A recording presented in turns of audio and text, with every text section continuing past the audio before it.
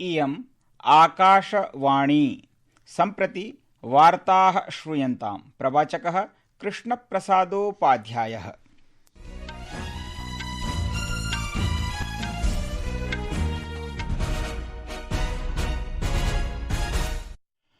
आदौ मुख्यवार्ताः।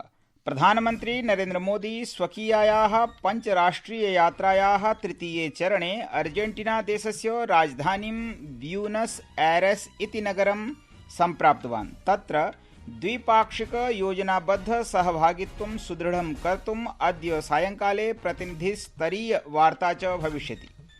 भारतं Trinidad and Tobago इत्यनेन सह 6 सन्धिपत्रेषु हस्ताक्षरं करोति, येन आधारभूतसंरचनायाः औषधनिर्माणादि च सहितम् अनेकेषु क्षेत्रेषु सहकारः वर्धिष्यते। वाणिज्योद्योगमन्त्री पीयूषगोयलः उक्तवान् यत् 47,200 यावत् राष्ट्रं $4 ट्रिलियन अर्थव्यवस्थातः $32 ट्रिलियन अर्थव्यवस्थां प्रति परिवर्तयितुं भारतस्य नीतयः व्यूहात्मकरूपेण संरचिताः सन्तीति। अमेरिकादेशस्य राष्ट्रपतिः डोनाल्ड ट्रम्पः स्वकीयम् ऐतिहासिकं वन बिग ब्यूटिफुल बिल इति नीतिविधेयकं विधित्वेन हस्ताक्षरितवान्, येन करह्रासस्य व्यवस्था रक्षाव्ययञ्च वर्धितम्। अन्ते क्रीडावार्तासु अद्य बेइजिंग नगरे अस्य वर्षस्य एशियन चैंपियनशिप इति क्रीडायां भारतीय पैरा आर्चर्स इति शरसन्धानक्रीडकाः स्वर्णपदकद्वयं प्राप्तवन्तः। अपि च किदाम्बी श्रीकान्तः केनडा ओपन सुपर 300 इति बैडमिंटन प्रतियोगितायाः पुरुषाणाम् एकलस्पर्धायाम् उपान्त्यचक्रं प्रविष्टवान्। अथ वार्ताः विस्तरेण। प्रधानमन्त्री नरेन्द्र मोदी अद्य प्रातः स्वस्याः पञ्चराष्ट्रिययात्रायाः तृतीये चरणे अर्जेन्टीनादेशस्य राजधानीं ब्यूनस् ऐरेस् नगरं प्राप्तवान्, यस्योद्देश्यं ग्लोबल साउथ इत्यनेन सह भारतस्य सम्बन्धं सुदृढं करणमस्ति। अर्जेन्टीनादेशस्य राजधानीम् आगत्य विशिष्टेन शास्त्रीयनृत्यप्रदर्शनेन भारतीयसमुदायेन तस्य स्वागतं कृतम्। व्यूहात्मक सहभागित्वं सुदृढं कर्तुम् उभयदेशयोः मध्ये सहयोगस्य नूतनान् मार्गान् उद्घाटयितुं च अद्य सायंकाले प्रधानमन्त्रिणः प्रतिनिधिस्तरीयवार्तालापः भविष्यति।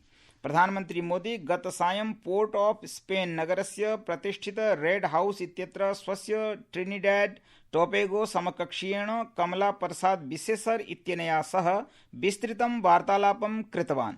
वार्तायाः अनन्तरं देशद्वयेन आधारभूतसंरचनायाः औषधनिर्माणादि सहितम् अनेकेषु क्षेत्रेषु सहकारं वर्धयितुं 6 सन्धिपत्रेषु हस्ताक्षराणि कृतानि। प्रधानमन्त्री मोदी ट्रिनिडाड एंड टोबैगो इत्यस्य संसदः संयुक्तसम्मेलनमपि सम्बोधितवान्। अस्मिन् अवसरे भाषणं कुर्वन् श्रीमोदी अवदत् यत् ग्लोबल साउथ इत्यस्मै उच्चस्तरीयं योग्यस्थानं च दातुं भारतं स्वसहभागिभिः सह कार्यं करिष्यतीति। In times of disaster, we have responded swiftly with aid, relief and solidarity. Our development partnerships are demand-driven, respectful and without conditions. Distinguished members, it is time for us to work together to give the Global South its rightful seat at the right table. प्रधानमन्त्री नरेन्द्र मोदी अस्मिन् मासे 6-7 दिनाङ्कयोः ब्राजीलदेशस्य Rio de Janeiro नगरे BRICS शिखरसम्मेलने भागं ग्रहीष्यति। प्रायः 6 दशकेषु भारतीयप्रधानमन्त्रिणः ब्राजीलदेशस्य एषा प्रथमा यात्रा भविष्यति। भ्रमणकाले श्रीमोदी ब्राजीलदेशस्य राष्ट्रपतिना लुईस इनासियो लुला डा सिल्वा इत्यनेन सह अन्यैः वैश्विकनेतृभिश्च सह वार्तालापं करिष्यति। भारतस्य नीतयः व्यूहात्मकरूपेण संरचिताः सन्ति, येन 47,200 यावत् राष्ट्रं $4 ट्रिलियन इत्यतः $32 ट्रिलियन मितायाम् अर्थव्यवस्थायां परिवर्तयिष्यतीति वाणिज्योद्योगमन्त्री श्री पीयूषगोयलः अवदत्। श्री गोयलः अद्य बेंगलुरुनगरे आयोजिते IIT मद्रास इत्यस्य संगम 25,200 वर्षस्य ग्लोबल इनोवेशन एंड एलुमनीति शिखर सम्मेलने प्रवदन् आसीत्।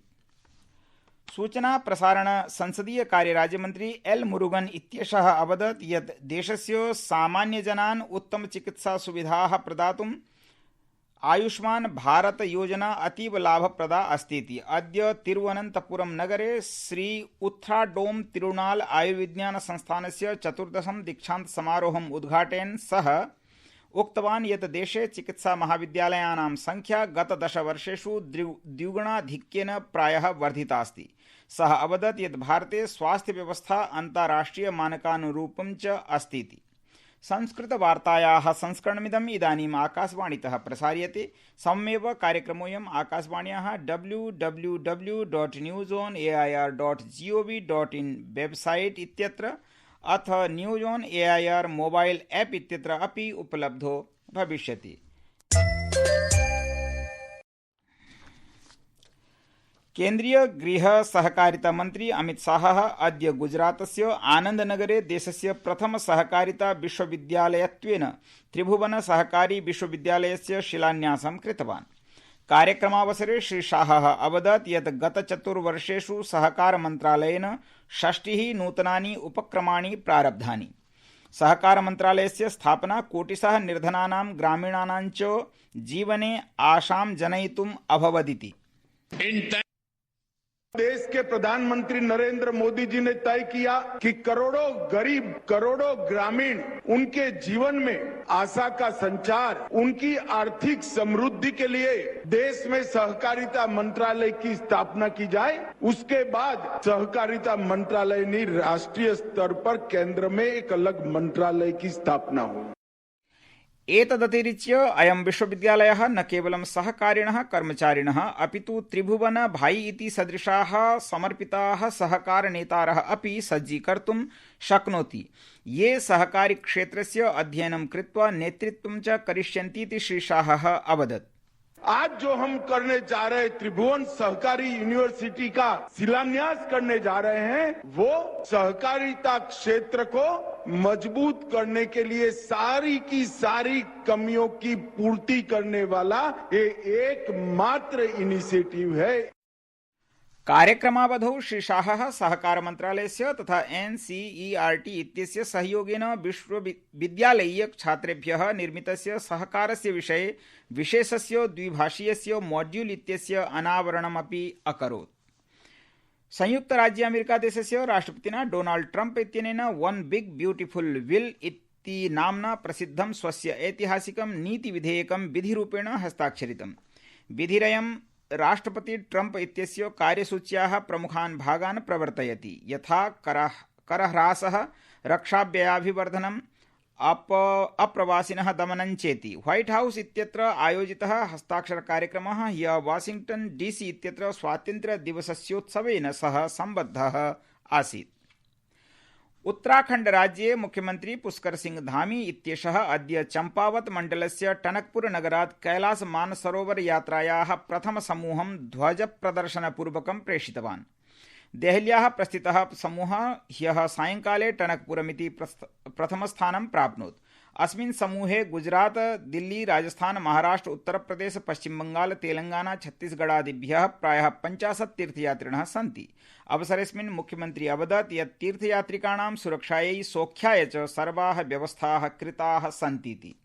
टनकपुर से ये यात्रा आज आगे निकल गई और कल रात्रि को ही श्रद्धालु जो कैलाश दर्शन के लिए जा रहे थे उनका दल आ गया था और यहाँ रात्रि को विश्राम करके आगे निकला है। सभी व्यवस्थाएं पूरी तरह से की गई हैं यात्रियों की सुरक्षा के लिए, उनकी यात्रा अच्छी हो। मौसम की चुनौती भी बनी रहती है, भूस्खलन के रास्ते भी हैं, लेकिन उसके बाद पूरा कुमाऊं मंडल विकास निगम के द्वारा जो हमारा वो सभी सुविधाएं कैलाश यात्रियों के लिए की गई हैं, उनकी यात्रा अच्छी होगी।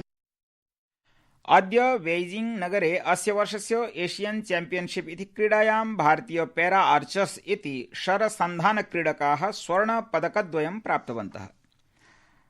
बैडमिंटन क्रीडायां भारतस्य किदाम्बी श्रीकान्तः कैनडा ओपन सुपर 300 इति बैडमिंटन प्रतियोगितायाः पुरुष एकलस्य उपान्त्यचक्रं प्राविशत्। श्रीकान्तः अद्य रात्रौ अन्तिमस्पर्धायां स्थानं प्राप्तुं जापानदेशस्य केंटा निशिमोतो इत्यनेन सह क्रीडिष्यति इति वार्ताः।